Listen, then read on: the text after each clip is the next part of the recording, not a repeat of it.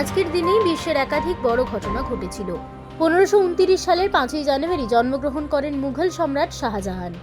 যদিও তার নাম শাহজাহান আকবর রাখতে চেয়েছিলেন জাহাঙ্গীর, তার তৈরি তাজমহল এখনও বিশ্বের অন্যতম আশ্চর্যের মধ্যে একটি।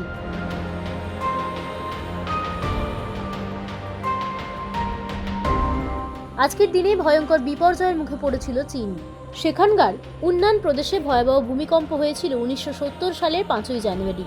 রিক্টার স্কেলে যার মাত্রা ছিল 7.7। প্রায় 15,000 মানুষের মৃত্যু হয়েছিল সে সময়।